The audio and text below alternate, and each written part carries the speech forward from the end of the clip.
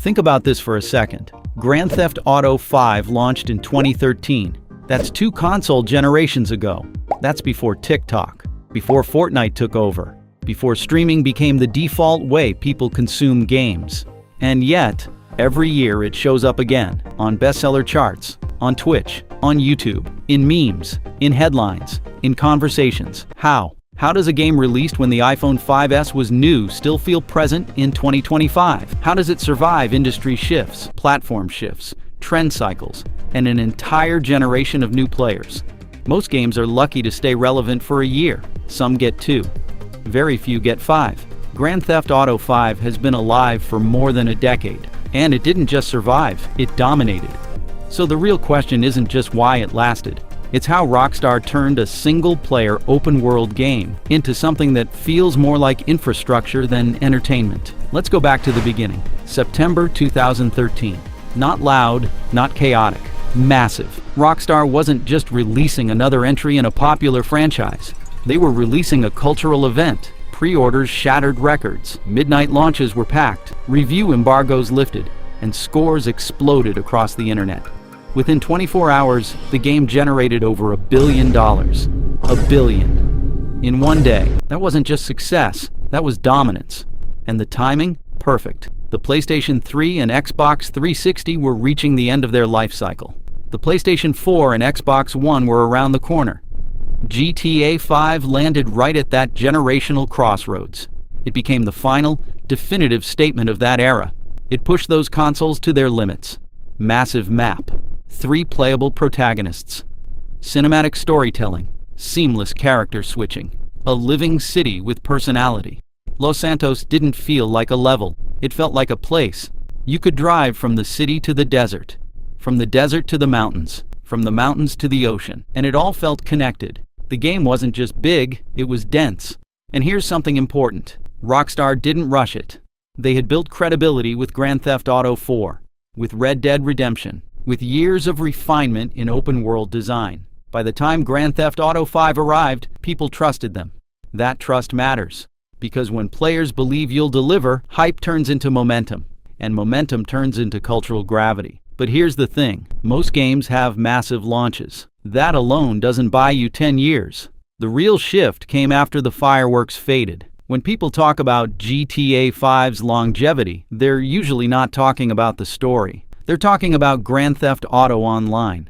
At launch, it was messy, servers unstable, economy unbalanced, bugs everywhere. It could have died right there. But Rockstar did something crucial. They treated it not as a bonus mode, but as a foundation. Instead of shipping the game and moving on, they started building on top of it. Heists, businesses, biker clubs, nightclubs, casino updates, new vehicles, new missions. Entire gameplay loops layered into the same map. And slowly, something changed. GTA Online stopped feeling like multiplayer. It started feeling like a platform. You didn't just log in to play a mission. You logged in to build something. An empire, a reputation, a crew. There was progression, status, ownership. Money wasn't just currency, it was social identity. What car you drove, what property you owned, what outfits you wore.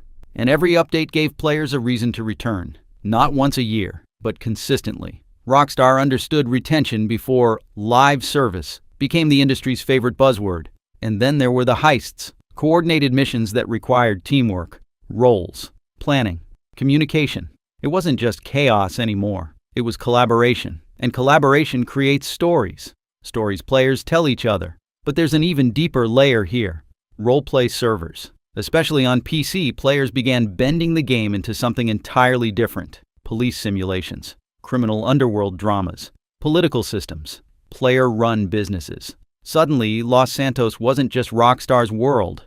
It was the community's canvas. And when a game becomes a canvas, it doesn't expire. It evolves. That evolution is why GTA V didn't peak and fade. Every new player entered a world already alive. And that's powerful. But none of this works without the foundation. And the foundation is design. GTA V thrives because it's built on systems, not scripts. The physics feel responsive but unpredictable. Vehicles have weight. Explosions create chain reactions. NPCs react differently depending on context. You bump into someone, they yell. You pull out a weapon, they panic. You cause chaos, police escalate. The world pushes back. That pushback creates emergent gameplay.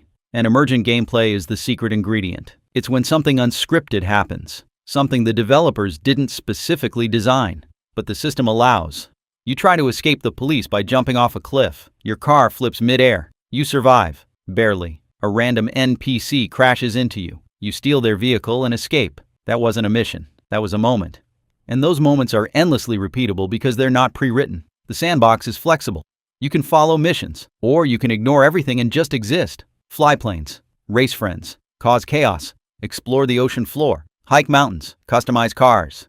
The city feels alive because it reacts, and players love worlds that respond. There's also something psychologically important here. Freedom, the ability to test boundaries, to break rules, to experiment without permanent consequence. That's intoxicating, especially in a world where most games tell you exactly what to do and exactly how to do it. GTA 5 gives you space, and space keeps people curious. Curiosity keeps people returning. Consistency matters.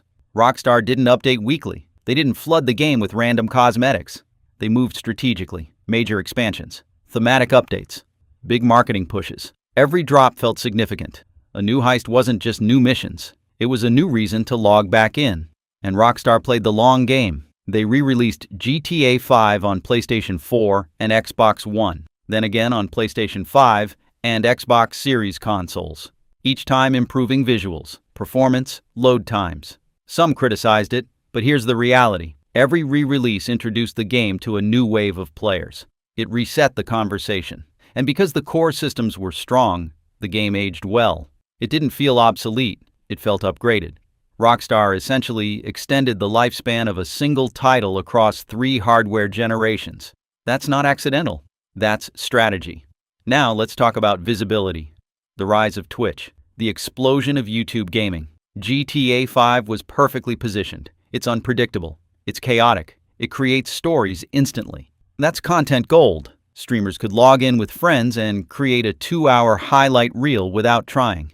Roleplay servers amplified this even more. Suddenly, streamers weren't just playing missions. They were playing characters. Police officers, criminal masterminds, politicians, business owners. Entire narratives unfolded live. Viewers didn't just watch gameplay, they followed arcs. And because the world supported it, those arcs felt organic. A game that generates endless stories becomes endlessly watchable. And endless watchability equals endless relevance. The streaming era didn't just help GTA 5, it fed it. And in return, the game fed the platforms. It became a staple category, always entertaining. So why does it still work? Because the core design principles are timeless. Accessibility. You don't need to understand complex systems to enjoy it. You can jump in and have fun immediately. Chaos. Unexpected moments create adrenaline, laughter, frustration, emotion, social interaction. Playing alone is fun. Playing with friends multiplies everything. And the barrier to entry is low. It's often discounted. Available on multiple platforms. Familiar to almost everyone. New players join because the world already feels culturally relevant. They've seen clips, memes, streams. It doesn't feel like an old game. It feels like a persistent world they haven't entered yet. And once they enter, they stay. Because it's not just content, it's social space. Here's the insight that matters. Grand Theft Auto 5 didn't stay relevant by chasing trends. It became infrastructure. A city people return to. A platform creators build on. A social hub where stories happen. Rockstar built strong foundations. Then they layered on top of them for a decade. They didn't just release a product. They maintained an ecosystem. And that's why the game feels less like something from 2013 and more like something ongoing, something persistent, something woven into gaming culture itself. Most games are moments. GTA 5 became a place, and places don't disappear easily. That's how it stayed relevant. And that's why its shadow still stretches across the entire industry.